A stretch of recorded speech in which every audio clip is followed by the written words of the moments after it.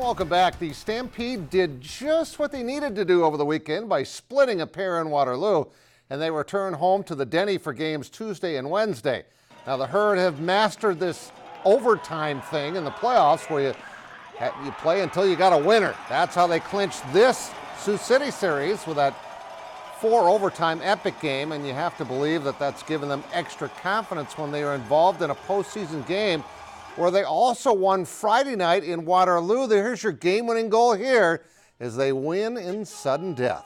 Seeing we could drive through adversity here, overtimes are hard, 1 goal, any bounce, and to be able to stay strong, trust players, have trust in our goalie and our goalie trusting us to score. You know, it really brought us all together. The team is very composed and doesn't get too worked up in the important moments. And we found a way to get things done. It's got a nice will to it, the team, and every team has different characteristics or personalities. But this team's will to win is pretty strong. I would agree with that. The series resumes tomorrow night in the critical Game 3 in the best-of-5 series. The Herd have been really good at home all season long. Well, Claude Davis is clearly one of the most colorful players on the Sioux Falls Storm. He sure has fun, leading both on the field and in the community. Zach Borg has more on our Carl's TV and Appliance Athlete of the Week. Look at him! Carl, upside down! You might call Claude Davis a character.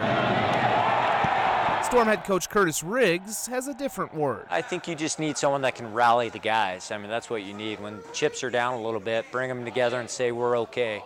That's where, a leader stands out the most. And there's a very good reason why Claude isn't shy on the gridiron. Everything I do, I try to be passionate about it and let it mean something to me. But football saved my life, so it's a whole different feeling when I'm on the field, So being a kid from the streets and growing up rough, a lot of friends that I know, some of them dead, some of them in jail, So it's a difference being one of those guys that when you go back home, they like, dang, he made it, even though I'm playing arena ball, it's still big from where I'm from. A hard childhood in Lakeland, Florida also gave Davis the chance to hone his skill against some of the best football talent in the country. Playing against the Pouncey twins and guys like Chris Rainey and Vince Williams and Nikel Roby, man, the list goes on, Ray Lewis, so that area alone, you got to be a good football player to survive out there. The South Florida alum has found a home with the Storm in more ways than one, becoming an all-IFL defender in 5 seasons. There's not a lot of us that's left that's actually tasted a championship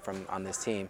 And the young guys that come in that want to win a championship can lean on us for guidance and see how it is, and he's one of them. And making a home for himself and his family, becoming a program director at a boys' home in town. The environment, it was, more of a place to grow up, and that's what I needed. It came at the right time when I got, released from the Jets, and I was lost a little bit, so Sioux Falls helped me find myself most definitely. Proving that Claude has plenty of character to go along with his character. Zach Borg, KDLT Sports. And congrats to Megan Municky, a freshman at USD. She had a hole-in-one today at the Summit League Golf Championships down in Kansas. We'll have more on that tonight at 10, by the way. She is Jeff Municky's daughter. Jeff was a star basketball player for Huron College a little bit ago. We'll be right back.